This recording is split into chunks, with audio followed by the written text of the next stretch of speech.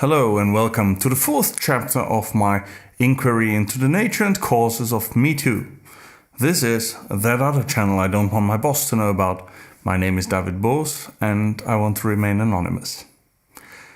Chapter 4 of Environments and Regulations. Not too long ago, Jordan Peterson had an interview with Vice magazine in which they discussed metoo and sexual misconduct on the work floor. One of his main points was that when judging whether men and women can work effectively together, we don't have enough evidence to draw a definitive conclusion.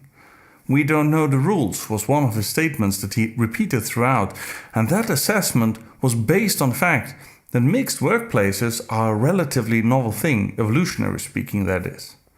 Sexual harassment in the workplace between a man and a woman wouldn't have been possible 60 or 70 years ago simply because there were almost no shared workplaces. And given the fact that homosexuality, while it did exist, was nothing to be publicly displayed, also homosexual abuse would have been at least a rather rare occurrence. Another point he makes is our fixation on freedoms, while we rarely ever talk about responsibilities, which ties in with what I said before about the question of consent. Now, there can be no doubt that a sexual abuser isn't acting responsibly, but when going back to the question of the choice that people make, there certainly is an element of having the opportunity of taking responsibility. And whatever the choice we make is, we should take responsibility for it, which quite frankly could be more liberating than any prescribed freedom might be. Having said that, it would be a foolish attempt at misled nostalgia to assume we could turn the clock back to a time where women stayed at home and homosexuals were not allowed to present themselves publicly. Not only would it be foolish, it also wouldn't be desirable. Homosexuals shouldn't be living in fear of being found out, and women should have the possibility to be part of the workforce, if they desire to do so, just as well as they should have the opportunity to stay at home and take care of a family without fear of being blamed for this choice by feminists that think they're betraying their cause. But that isn't really the point here. The point is whether universities and workplaces should be completely desexualized environments or not, and if so, how we want to make this happen. There are a myriad of rules being thought up as I'm speaking, whether it is hugging policies, prescribed language, and whatnot. All these things are an attempt to regulate and frankly dismantle natural human behavior into something that becomes completely shapeless and almost inhuman. Also here we have to ask ourselves whether this is desirable, but also whether it is at all possible. More so, we have to ask ourselves the question whether a free and sexually liberated society is actually compatible with a heavily regulated workplace environment in which the very freedom and liberation we preach outside of the workplace is completely banned. It is quite frankly an almost schizophrenic idea of a society, and as such contradicts itself, which in turn means it's imbalanced and can only be kept together forcefully.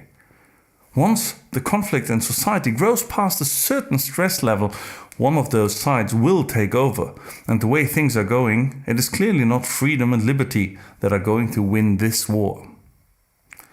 So what would the solution be? Maybe instead of waiting until we reach a point at which we can't hold up this facade anymore, and we willingly sacrifice whatever freedom is left, we should dare to take a long and hard look at the sacred cows of our society and critically ask ourselves whether some of those aspects have turned out the way we thought they would or should. It's okay to make the baby go away. You're not fat, you're great the way you are. Being single is the best thing ever. Single moms like you are such an inspiration to all of us. Follow your dreams. All these are lies our friends tell us, but more importantly, that we tell ourselves.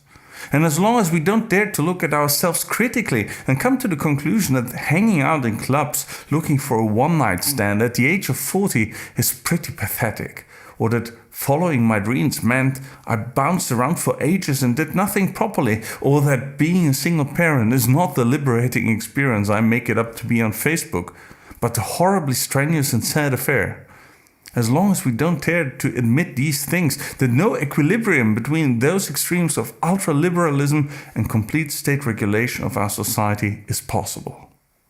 It's quite simple. We will have to give up some of our perceived liberal achievements if we want to find a balance in society.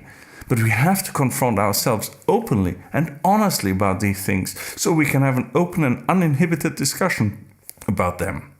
If we hide behind political phrases that limit a totally free expression of thought, then we rid ourselves of the opportunity to influence how our society is going to come to a balance. The alternative, which we're heading towards right now, is the state, but also institutions like universities, the media, and corporations such as Facebook, Google, etc., putting regulations in place that effectively undo the achievements of human emancipation in the sense of the Enlightenment.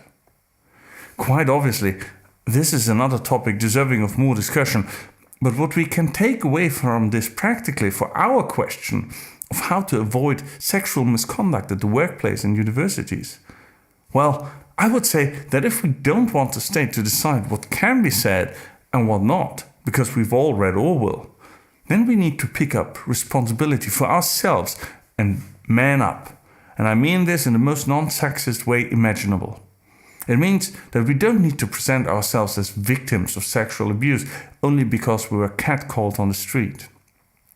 It also means we should maybe stop asking for safe spaces and be outraged at opinions that seem slightly provocative to us.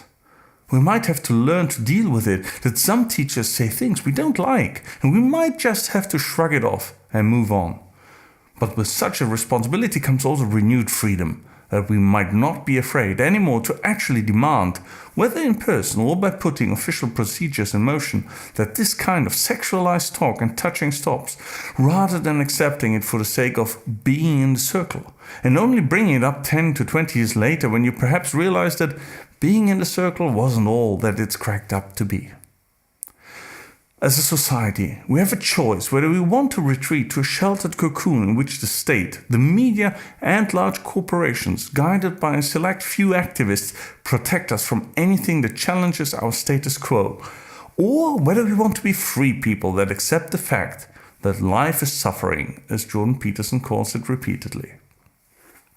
And since this is the chapter in which I quote Peterson, let me end with another of his quotes from his recent book 12 Rules for Life, in which he talks about education of children. Given the fact that I have a 5-month-old son, I do think about these matters a lot these days, and I like Peterson's advice when he presents us with a choice, whether we want to see our children grow up to become safe, as in sheltered, or to become strong. I think it's quite obvious which side I'm choosing. This is it for chapter 4.